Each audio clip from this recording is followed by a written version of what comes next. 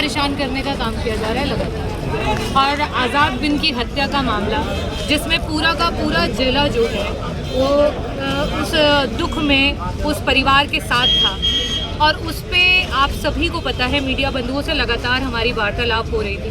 परिवार से भी मिलके हम लोगों ने आर्थिक सहायता दी, और सबसे पहले अगर किसी पार्टी और किसी पार्टी के मुखिया ने मदद पहुंचाई सौम्या बिंद और उनके परिवार को, तो वो समाजवादी पार्टी है और हमारे राष्ट्रीय अध्यक्ष श्री अखिलेश यादव। आर्थिक सहायता के साथ साथ जो भी उचित कार्यवाही में साथ खड़े रह करके मदद कराने का उन्हें आश्वासन दिया। और कल का मैं एक इंटरव्यू आप ही लोगों के द्वारा लिया हुआ वो सुन रही थी उस बिटिया का, जिसमें उनसे पूछा गया कि आप मुख्यमंत्री जी से भी मिल करके आई, क्या आप संतुष्ट हैं? उनका जवाब था नहीं। और उन्होंने ये भी कहा कि मुझे 6 तारीख या 7 तारीख तक की मोहलत दीजिए और मैं सारी बात स्पष्ट करूँ। आप प्रदेश के इतने बड़े प्रदेश के मुख्यमंत्री होकर और आप लॉ एंड ऑर्डर की बात करते हैं, और लॉ एंड ऑर्डर के पे आप कम्प्लीटली ज़ीरो दिखाई दे रहे हैं। जब वो बेटी आपके पास गई और उसके बावजूद भी अभी तक जो मुख्य उसमें अभियुक्त हैं वो पकड़े नहीं गए, उन पर कार्रवाई नहीं, ये अपने में दिखाती है कितना लचरपन।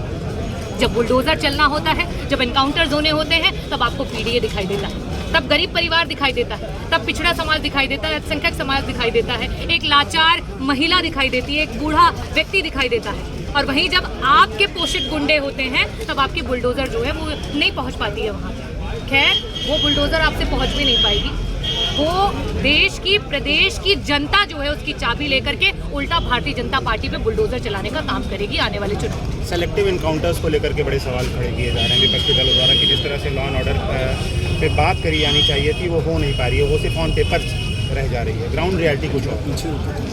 देखिए, हाई कोर्ट सुप्रीम कोर्ट तक ये फर्जी एनकाउंटर्स की बातें गई हैं और वहाँ से भी लताड़ लगाई गई है सरकार को कि किस तरीके से फर्जी एनकाउंटर्स किए जा रहे हैं। और आए दिन हम अखबारों में पढ़ रहे हैं जो आपके निष्पक्ष पत्रकारिता है, हमारे बेचारे जो सोशल मीडिया के बंधु हैं वो पत्रकारिता के माध्यम से बताते हैं, और आपके चैनल से हमें पता चल रहा है कि किस तरीके से आए दिन जो है लोगों की गलत तरीके से एनकाउंटर्स के नाम पर जो है हत्या करी जा रही है, निर्मम हत्या है। सरकार के हाथ जो है वो खून में सन चुके हैं। कल आपके द्वारा एक पोस्ट शेयर की गई थी, नीट की एक एस्पिरेंट की बच्ची थी, परीक्षा में जो धांधली हुई उसको लेकर के सुसाइड कर लिया गया, उसके द्वारा एक नोट छोड़ा गया। कैसे देख रही हैं इस पूरे स्ट्रक्चर को, पेपर लीक को, भर्ती न होना, ये सारी चीज़ें मतलब कितना प्रभाव डाल रही है? 18 लाख की तादाद में देखिए, पूरा देश लाचार महसूस कर रहा है। मैं खुद उस परीक्षा को मैंने दिया है, मैं उस परीक्षा की वजह से डॉक्टर बनी, एम्स तक पहुंची, और आज मैं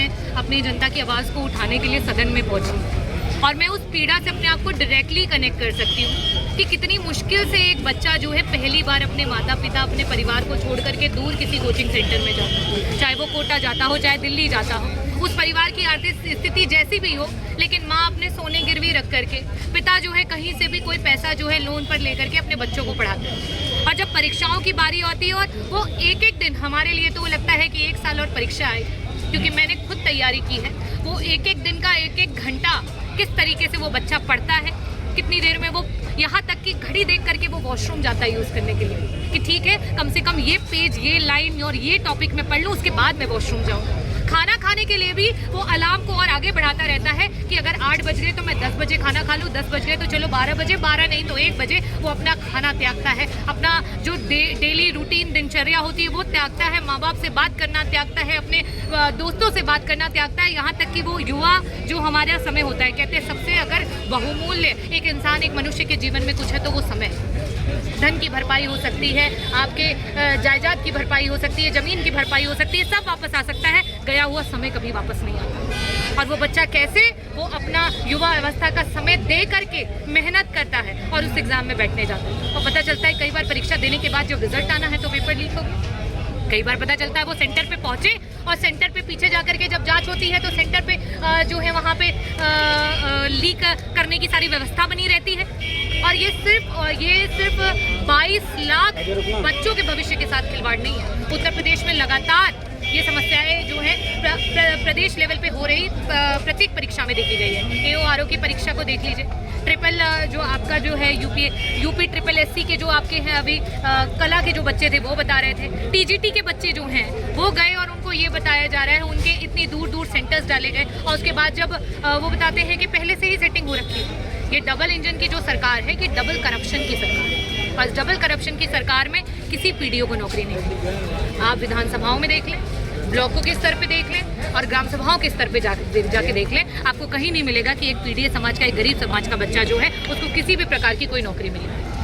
नीट के एग्ज़ाम में धर्मेंद्र